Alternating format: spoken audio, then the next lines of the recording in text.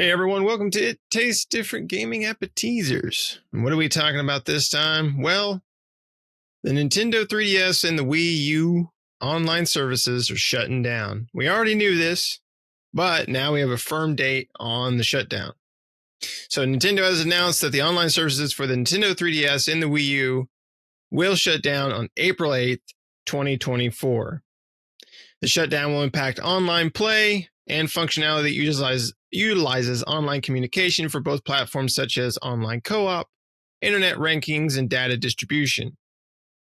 Nintendo says, please note that if an event occurs that would make it difficult to continue online services for Nintendo 3DS and Wii U software, we may have to discontinue services earlier than planned. Meaning, yeah, screw you. We'll probably shut it down before then. Furthermore, users have until March 11th to merge their unused Nintendo eShop balance to their Nintendo account so the remaining funds can be used on Nintendo Switch. So if you have any money sitting out there on the Wii U or the 3DS, make sure to get it merged over so you can use it on your Switch. The two exceptions to the shutdown are the Pokemon Bank. You know, don't want a bank to shut down and the economy goes to crap. And the Poke Transporter. These will still remain online, but Nintendo reiterates that support for them may also end in the future. So probably, online services will go down April 8th and Pokemon will go down April 9th. Fortunately, users will still be able to download, update data, and re-download purchased software and DLC from the eShop for the foreseeable future until they decide one day that that's going to be done with. Spot Pass will also be affected as it uses online communication, so the feature will be unavailable after April 8th. However, Street Pass will still be functional as it uses local communication. So last year, Nintendo shut down the 3DS and the Wii U eShops, which sucks because I was downloading stuff still on there. There was games I wanted to play, and some of those games are kind of expensive or hard to find, so it was easier just to go to the shop and buy them. But then once the shop shut down, I can't do that anymore. And they did announce that they would shut down these services in this year in 2024. But now, like I said, we have a firm date as to when that shutdown is, April 8th. Again, like I said, we knew this stuff was coming, but it just sucks. And this is just further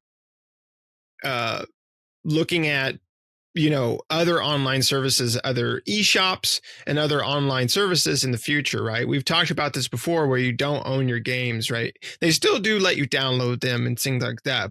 So that's not going to stop. But, we've talked about game preservation, and also, like I said, being able to download your games is great and re-download them even when these shops and online services shut down.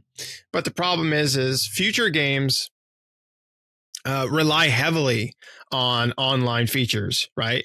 Not back in the day when the 3DS and the Wii U and stuff like that. A lot of those games you just downloaded and played, where a lot of games nowadays require day one patches or them to be online all the time or various things like that. So when we get further down the line, I could see a problem with being able to, you might be able to re-download it, but can you play it?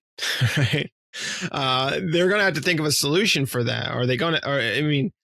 I would hope they would think of a solution for that. I guess they don't necessarily need to, or they don't necessarily have to, I should say. But hopefully they have some sort of solution for that. Maybe the authentication servers are still online or something like that. Or, be able to download patches, right? If you can download the game, you should be able to download the patch as well. But I don't know. I mean, I just think about not just the Wii U and the 3DS, but just future platforms. And when they decide to shut down those services, how is that going to be? As games advance and as platforms advance, I feel like shutting those things down is going to be more difficult for the end user being able to still get their products, right? So let's go around and see what everybody thinks. Pat, what do you think, buddy? What do you think of the Wii U and the 3DS shutting down their online services? Yeah, it's just more ammunition for game preservation. Is always, every time I hear about this, is all I hear. obviously you're supposed to still be able to download your games, download DLCs, probably patches and everything like that. If they're going to make all those games available, they're probably going to keep the latest versions published. But for how long, right? How long will you be able to install them, get them updated? How long will they maintain those files on the web somewhere for you to gain access to? I think it said the article mentioned there's like 60 3DS and Wii U games are going to be affected because they're losing their online features. I mean, those are a lot of like Animal Crossings, a lot of Pokemon, and things like that, and Fire Emblems, Injustice, God Among Us are just a few, and a bunch of Mario games, Mario Tennis, Mario Golf, and Mario Kart 7 and 8 for those consoles, because I guess they were both on those. I did not realize that Mario Kart 8 was on the 3DS, but I guess it's kind of an older game that I wasn't thinking about. But so you're losing a lot of games. Even the older Monster Hunter games titles that were on those consoles, but mostly a lot of Pokemon games from what I see in here. It's writing on the wall, because once Nintendo does it, once any one company, I shouldn't just say Nintendo, it's once any one company starts shutting off access to super old titles, it's going to be a problem, right? Especially as we enter this digital only frontier, right? Because I don't know if you guys saw the hardware specs for the new Xbox that's coming out this year. It's round with no disk drive. That's the mid-gen refresh of consoles or whatever that they're coming out with. And we saw that PlayStation is coming out with their refresh without, or they're doing a slim model without a disc. And if you want the disc, you buy the external disc, the plug-in disc. So, as we move into this digital frontier, gamers are going to lose some ability as time goes on. I mean, what's this ecosystem going to look like in 10 or 20 years? In 20 years more so, how much are we going to lose access to? Because one of the things that game companies are really bad about, Nintendo especially, is emulation. Like, they fight emulation tooth to nail. If you put out an emulator and they find out about it and you're running emulations of their game, like Dolphin, they're coming for you. They're like, no, you need to stop. We don't allow this. I mean, everybody is so afraid of Nintendo litigation that they don't. I mean, look at the Steam Deck. Dolphin was on the Steam Deck, and Steam was like, oh no, we can't allow this because Nintendo is starting to raise their eyebrow at it. So we're gonna basically make it to where you can't officially put it on there. Unofficially you can, but officially you can't. So I mean, game preservation is the thing that gets to me the most, because in 20 years, a lot of these games are probably only going to be available from people who have ripped them and put them into some type of emulation, things that are illegal. But, gamers are the only ones who care about playing something that's 10, 20, 30 years old, Nick's a perfect example of owning everything under the sun multiple times on all consoles, and you're gonna look for a game in 20 years and can't find it online anywhere. Nick's gonna have a copy of it buried somewhere because he got it on all consoles, But that's the big thing. I think that this. But I also understand from a business perspective, how can they be expected to host all this stuff indefinitely at a loss, at a loss to their profits? It's in my opinion, once it's digital only, it's the price of doing business. But here's a question I would pose to, because I do feel that way, but I also pose this question to myself that I would ask everybody else. If let's say 20 years down the road, Nintendo's facing a crisis, it's shut your doors or remove games that are over like 10 years old so you can save storage space. Which would you rather happen?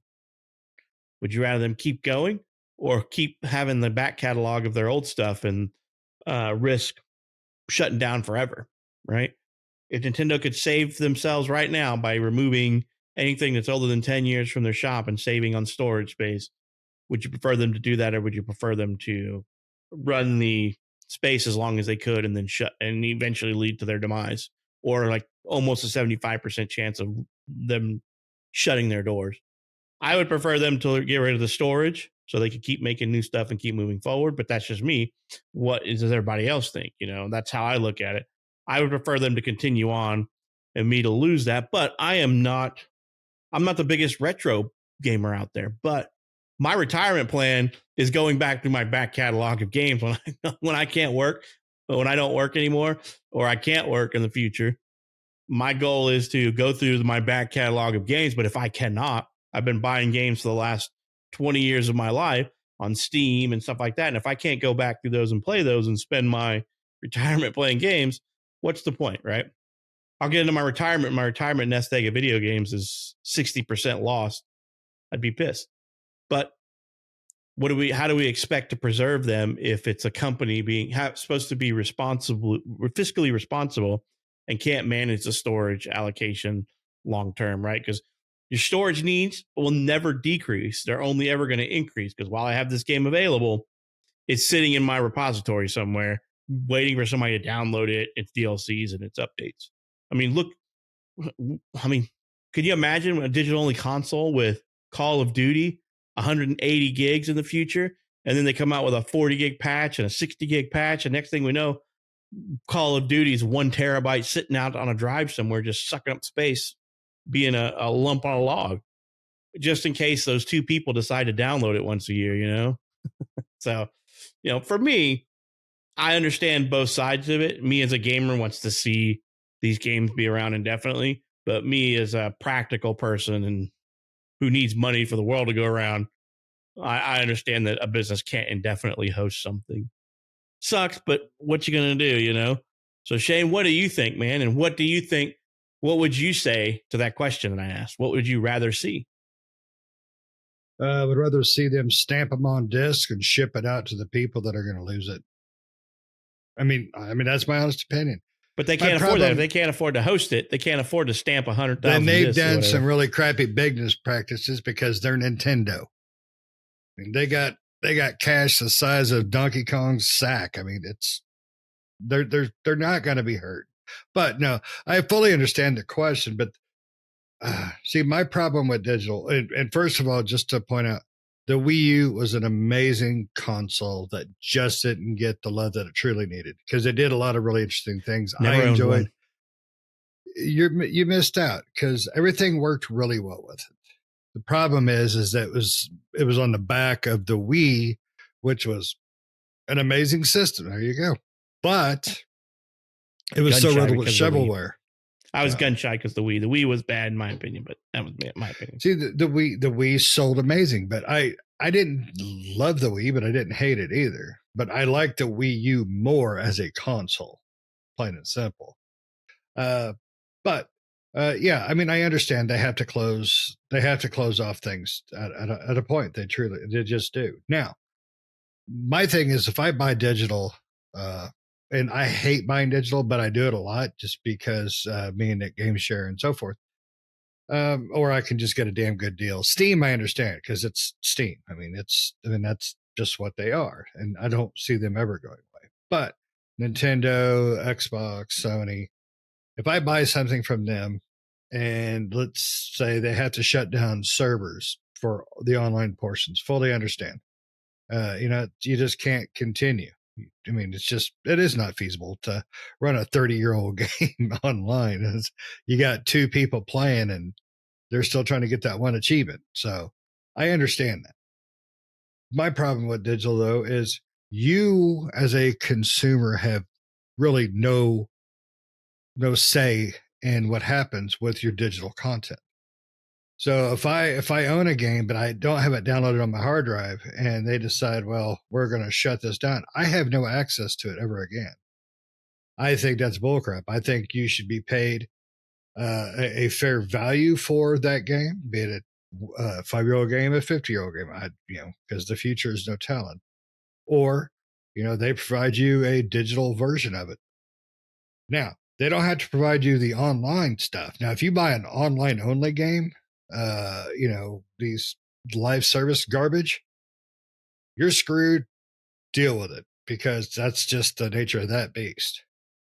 So, but as far as Nintendo goes with this, I think it sucks, but I also understand. I mean, it is what it is. Now, I do have a lot of old games. Nick has almost every old game because that's what he does. Pat, he looks at old games and go, ew, it was fun, but ew, it's gross now. So, It is what it is. Unfortunately, for some people, they're going to miss out on some things. Now, I don't really see it as a big loss because you're really just losing access to all those Pal World games. I mean, Pokemon games, and it's really not. It's really not my cup of tea for those kind of losses. But Mario stuff, I think that sucks. So, but I have my Wii U, I have my 3DS, and I have the games I want to play on it. So I'm good. Sorry for everybody else, but I'm good. What about you, Nick? Yeah, I mean, I agree. I mean, it does suck, but I understand it too. Plus, you got to look at it from the business perspective of Nintendo, and you guys are correct in saying, like, they look at, I'm sure they look at like how many downloads on these shops and how many access to these shops and stuff. You don't think so? Like how many people are accessing them? They shut down a whole ecosystem. You don't think that there's probably still thousands, if not tens of thousands of players in both of those ecosystems, the 3DS and the Wii U ecosystem? Out of how many at their peak? That's what they're probably looking at. I mean, right, but you look at something like Steam, millions upon millions. I would assume they look at metrics. I would think they do because there's no money. There's no money in metrics in that. There's no money. Like if you have the eShop's a different story, right? The eShop is a different story. But like an online service, how are you making money? Hosting servers, how are you making money hosting servers and hosting games that you can no longer buy? How are you making any money? You're making absolutely $0, but there's no subscription. It's free services. You don't pay to play Animal Crossing online, but the servers are there. Who's been taking my $21 a month? I don't know, man. But that's OnlyFans. OnlyFans. Yeah, that wasn't Animal Crossing. That was a different Animal Crossing. Oh, that was a different Pal World. Yeah. But, they don't make any money hosting these games because you can't. Yeah. Well, especially this because they killed the eShop last year with intention of killing us all. Now, for the eShop stuff, they probably do some metrics to say, is it cost effective for us to still sell this? But honestly, how much does it cost to host a storefront web page that just has a listing of games with the e-commerce shop? I mean, if that's a problem, then put your eShop and combine all your eShops into one with sub pages. So, but honestly, like these 60 games that are affected, they weren't making a damn cent off of any of them. It's not like Nintendo is not like they are in some extent, but for the most part, they are not as rampant with microtransactions as like a lot of these games on Xbox and PlayStation. Animal Crossing and Pokemon are not like Call of Duty, in the microtransaction sphere. So I guarantee you most of these games probably have no such thing as a microtransaction. Like I can't think of any microtransactions in the old Capcom Monster Hunter games, that were on those, that were like the Ultimate Generations and Stories. I don't think there was any, I can't remember that far back, so I don't know. But, they're making no money. So why would they continue to host them indefinitely, right? It's not a games of service. It's just a service they offer. Now, you can still play these games, just not in an online capacity at that point. Could they mitigate it to someone else hosting it? Like just saying like, hey, you take the reins and you pay for it and stuff like that. But if you want to host these servers for this stuff, go for it. I think there's a possibility of them because then you have to license it. Somebody has to be willing to pay for the license to host and manage that. And Nintendo probably doesn't want to risk their licenses. Nintendo would not do that unless there is a profit in for them, plain and simple. Right, because City of Heroes is a perfect example. Like they wanted the license to host the game, but they're also making their own improvements and changes to the game, which Nintendo would never allow. So if they said, hey, I wanted to be able to host Animal Crossing, what was the last one that came out on there, like New Leaf or whatever, and Nintendo, but they said, we want to maintain it, add quality of life, Nintendo would be like, go take a hike, get out of here. So I think that they have a fear of licensing loss and things like that if they do that. So. Yeah, don't touch my beanies. Yeah, even though we're never going to use those beanies. That's true. Nintendo is that way. They're very stingy.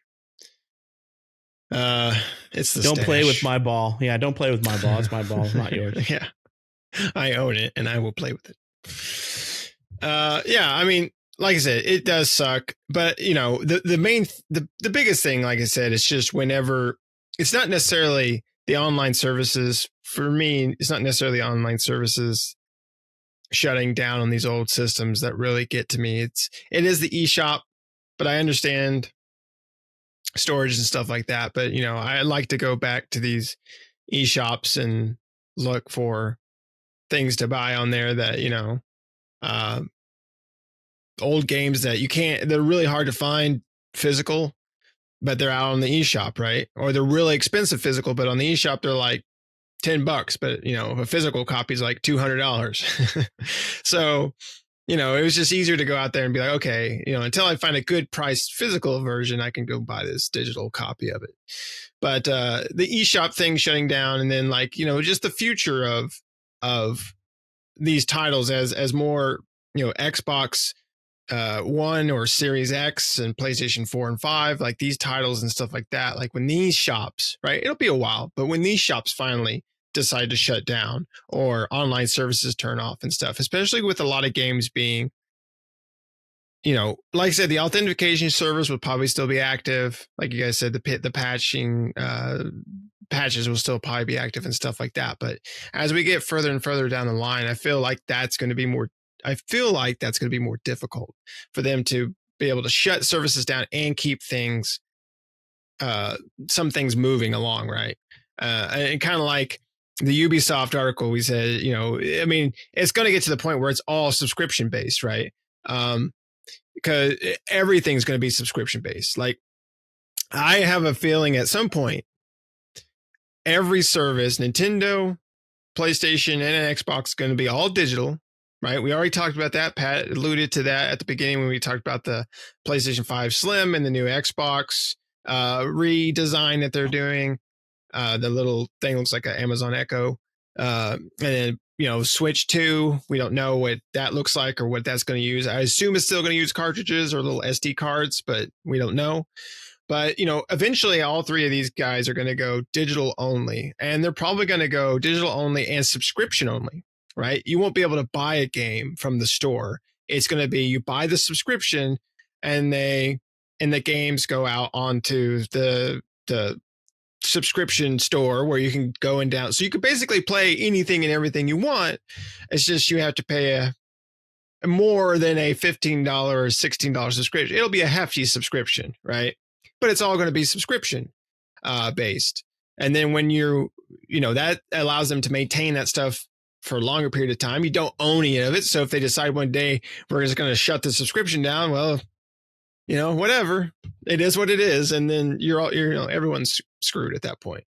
Yeah. So that'll be further down the line, but that's my fear.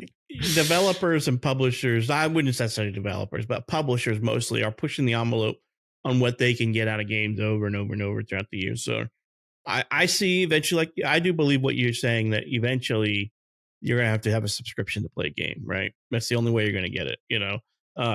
Subscription services are killing off cable television, and eventually you have to get a subscription if you want to watch something, right? Which, cable did it to themselves, but now subscription-based TV is reverting back to the cable company. They're like, you got to pay $45 a month to watch this show, and we're going to release one episode at a time over the course. With commercials. Yes, with commercials, because they're already putting commercials back in because we can't make any money. Our service costs $25 a month already, but if you want the commercial version, it's going to be $15 a month, and you get commercials. When it used to be that all subscription services were $9. I see video games doing this, and what I mean by this is that when they're going digital only, that they are going to price them to the point to where you can't afford them, or they're going to only offer them to their subscribers. Like, you're going to have to subscribe to Xbox or PlayStation or Steam or something in the future to play a game on their service, right? And they're going to have all the publishers come to them, and they're going to be like, all right, we're going to get your subscribers to play our game, and then we get a chunk of your money. But eventually, instead of it being a $15 service, it'll be a $20, a $25, a $30, or $35. And then what it will end up going to is, it's like, okay, you want to play the game, you have to be a subscriber, and then you have to pay the day one fee if you want to play this, or you can wait 4 or 5 or 6 months for it to come out. I see this happening, and they're because already doing this. Yes. 3 days a week. Yeah. It's ridiculous. Yeah, and they'll eventually have ads in it in the lower tiers. They'll have ads where it'll stop your game mid, pause it, play an ad, and then you're going back to your game. Yeah. Do you want the ads to go away? I'm going in. This episode brought to you by Tampax. Yeah. Do you want the ad free? That's $75 a month. Do you want the one with ads? That's $15 a month or $20 a month. Oh, do you want to do the one-time monthly skip of ads for this one game? $10 extra. It's going to nickel and dime it together. It's going to become that was what's going to happen with video games, because it's already happened in movies. They enticed everybody over to the movie service with like having day one releases from the box office on their services, and now they're like, no, not anymore. You can get the channels, but if you want the day one movies, you have to pay an extra fee now. And that happens. And that's going to happen in the video game industry. Like Xbox is probably going to be one of the purveyors of this, because they are the pioneers of get the day one game on Game Pass. Sony still doesn't allow that. Nope. But what'll end up happening is about the time that Sony dips their toes into that, Microsoft will have another harebrained scheme that, you don't get day one games anymore unless you pay this premium package price every month, or you pay an additional fee, and you still don't own it. You're just renting it or subscribing to it. That is the dystopian future of games with the digital market, in my fear, because there then is no competition, right? Because if games go all digital, Sony's already proven that you can do this, and I'm not 100% sure on Nintendo anymore. I haven't tried to buy a digital code for their stuff in a long time, but you can't buy a digital code for a PlayStation anywhere but PlayStation. So they get to control the price of the games and everything. And if the only option is digital, they have a monopoly at that point. But like Microsoft, I can still buy codes from other places and do that. And the same thing on Steam. I can't remember on Nintendo can you buy currency and digital code somewhere else to get the game. I haven't looked at it. I believe you can. Okay. So they still allow that. But eventually they're going to stop that, right? And Microsoft and Nintendo and Steam will basically say, sorry, you want to play a game on our service? You have to buy it from our service. So we're going to control the ecosystem in its entirety. You want to play Halo 2067? You need to buy it from that. Yeah. It'll be the Halo Battlefield combo pack. You must buy it on our service for $375 or subscribe or be a subscriber with the $65 a month plan. It's dystopian, but I believe we're headed that way. Yeah. No, I will open up my Wii U and play that, because I don't like where the future's going with this digital. I mean, yes, it's cool for the convenience, and game share is awesome, but it's scary. Well, like I said, I've said before, convenience is king, right? You make your consumers comfortable and you can pretty much get away with anything, right? At that point, the less that the consumer has to do, the more comfortable they feel, the more likely they're going to go out and buy something or some service that they really don't need, right? That does not give them any sort of benefit or any sort of anything really, right? It's more of a convenience thing. Like, well, this is just easier. Just like, when online shopping, Amazon and various things like that came around, Netflix started coming around, those things they were convenient. Did you need them? No, you didn't. You could still drive to the store. You could still go to the movies. You could still go to the store and buy a movie, but it was convenient. You didn't have to leave your house. You could sit there and hit the button and there plays the movie, or, hit the button and a couple of days later, there's your box sitting by your door, right? You didn't have to do anything. Convenience is king, right? And the more comfortable, it's kind of like the future will be WALL-E. We'll be the big fat dudes sitting in our floating recliners, buying crap and watching, changing the color of our shirts, I'm halfway there without the recliner floating. I was going to say I'm already halfway there without the recliner. I'll take the blue drink today. Yeah. Ooh, You get- ooh, I you was know, thinking red, but blue sounds good. Like in that movie, they released the new color shirt and everyone had to buy it. And they just hit it on their little touch pads, right? I mean, that's what things are leading to, right? Is like, we'll make you as comfortable as possible. You just keep giving us your money, right? Make sure that things are convenient as possible. You just keep paying us money, and we'll make sure everything's nice and convenient and cozy. And yeah, I mean that's just where it's headed, and it's unfortunate, and it's unfortunate for, like Pat said, not just for games, but for every form of media, right? I think even Netflix is going back to putting commercials in to their stuff, and other online video services will do the same thing. And games have already talked about, and I think we've talked about this before or mentioned it before about patents from Microsoft and I think even PlayStation about ads in games. I know Microsoft had like a patent for one or something like that, and they did like a survey about it before. So I mean, they're looking for it. I mean, they probably already have it. The thing is they're just looking for the right time to put it out there, right? And there is going to be a time when they're going to put it out there. They'll start with a sports game, I bet, and then next thing you know, you'll be playing Halo 2064 like Pat said, and you're gonna have this little bar, scrolling across the bottom of your screen. That's how it starts, just the bar. Hey, buy Tampax. I'm on a Tampax kick, and then eventually it's just gonna pause your game, and a big tampon's gonna float across Master Chief's forehead. He's gonna be riding it like with a cowboy. Maxi Chief. I mean, it's just like YouTube now, right? YouTube before it would play an ad, you could hit skip, and then your video would go back, right? And then it got worse where then you had to wait like 5 seconds, right? Or if it was a short ad, you had to watch the whole thing. It eventually got to that point. Now, if you're on YouTube now, you'll notice that it plays 2 ads. And if you skip the first one before, what would happen is it would say there was 2 ads. You skip the first one, it would skip both and go back to your video. Now it skips the first ad and goes to the second ad and plays it. And then depending on the length of the ad, you might have to watch that whole damn thing or wait 5 seconds to then skip the second ad that pops up. And it's just getting worse and worse.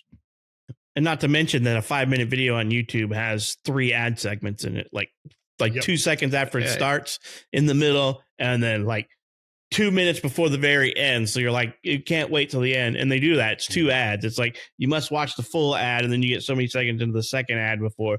So YouTube's getting to the point to where it's almost impossible to watch anything. You watch something that's 5 minutes long and ends up being 7.5 minutes with all the extra ads you have to watch. So yeah, they want you to buy YouTube Premium. I did YouTube Premium because I had to fly and I wanted to download some music.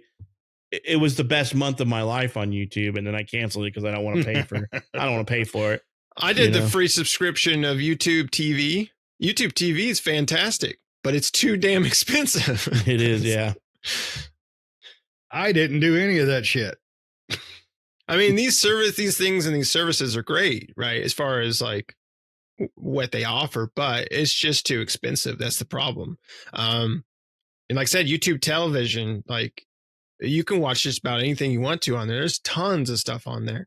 But the problem is it's really expensive. It's very pricey.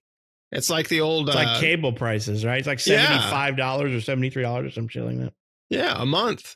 It's like back in the day when you got cable and they used to... when I was a kid, the cable guy would actually come to your house and they would show you the package thing and talk about like all the cable packages they had. They had the salesman that actually came to your house. That's what it's like on there, but that's the prices back then, right? Because everything was expensive. You got the lower cable package that had like nothing on it, but at least it had Cartoon Network, right? But it had nothing on it, and that was the cheapest one. That was still expensive. So, and they can't even throw in YouTube Premium with that crap. That's what drives me nuts. I'm like, that's an expensive plan, and you don't even get YouTube Premium with that. And I'm like, oh my god, you're killing me, So I can't imagine they're doing that good. Yeah, I can't imagine they're doing that well for those prices because it is ridiculous. I mean, they're still doing it, so I would imagine they got something. I mean, because because it's like $14 a month for YouTube Premium on top of that, so you're spending like $100 a year if you have YouTube Premium and or $100 a year. So that would be nice. $100 a month on YouTube Premium and YouTube TV if you had them both. It's like cable. I don't know how YouTube thinks that their service is worth that much. I mean, even if you put it against the biggest dog out there, which is Netflix, they don't even come close to the amount of content that's commercial free. Now, if you talk about all the YouTube videos, then nobody's got more videos than YouTube. But we're talking about what's on YouTube TV because it's like channels and stuff, like over 100 channels and such. It's like the cable channels, like the premium package, though, that has like everything besides the, HBO and Skinamax and all that stuff. Yeah. Yeah, but back in the day, your mom could show her boobs to the cable guy and you get Skinamax for free. Now but it just doesn't make a whole lot of sense to me how like YouTube TV doesn't include YouTube Premium, because YouTube Premium is where you get YouTube Red. And I'm like, what the hell? Why doesn't this make any sense to me? They want you to buy both. They want you to buy both. They want you to spend that $100 a month so they can be the next cable company. Yeah. YouTube can suck a butt. Bring me back my Wii U and 3DS and I'll just play that. And they can all suck a butt, right? But that's where it's headed. The whole thing, right? And we're just not talking games, but movies, streaming services. This again, the subscription stuff. It's nice, it's convenient. I partake in it too. I subscribe to things as well, but that's where everything is headed more and more. And back then when streaming started out, it was great, but now it's becoming more expensive and less. It's still convenient, right? Because it's just a click away. But for the consumer, for at least for me, I dislike it more and more because of all the extra crap that they try to put in there, the ads and taking away certain services and putting certain things behind higher price tiers and all the microtransaction-y crap that comes along with streaming services nowadays, right? And then everybody doing their own streaming service. That's also, even with games, you got Xbox and PlayStation and Nintendo and Ubisoft and EA and, I think Bethesda used to have one back in the day. And Rockstar has their GTA Plus subscription service for Grand Theft Auto. It's just insane. The amount of subscription services that are out there, but that's where things are headed. So kind of got off on a tangent on this, but to bring it back to the Wii U and the 3DS, yeah, it sucks. But like these guys say, we kind of understand it on one end, but on the other end, it still sucks. And it sucks to see this, but it more sucks for the future and how the future is going to unfold altogether, right? And it seems like, not to say we're not going to get great games, it's just getting those games may be more difficult as time progresses, right? And maybe littered with ads of Tampax, clearly. So do you guys got anything else you want to add to this? Tampax. Shane needs this episode is clearly brought to you by Tampax. Shane needs some. You guys need a sponsor so Shane can get some. I use Man Packs. Put them under his eyes. All right. Well, thanks for watching, everybody. Make sure to leave us a comment down below. Let us know what you think. What do you think of the digital future? What are you looking forward to, or maybe not looking forward to? And what do you think of the 3DS and the Wii U online services shutting down here in April? Don't forget to, if you have any money sitting out there on the eShop, to move that stuff over to your Switch, so at least you can use that money to buy something on the Switch eShop. But let us know down in the comments below what you think. Other than that, thanks for watching. Make sure to subscribe if you're not already. Help us out. Do us a favor. Hit that subscribe button. Hit the bell notifications to stay up to date with new videos that we do all the time. And we'll see you next time. See ya.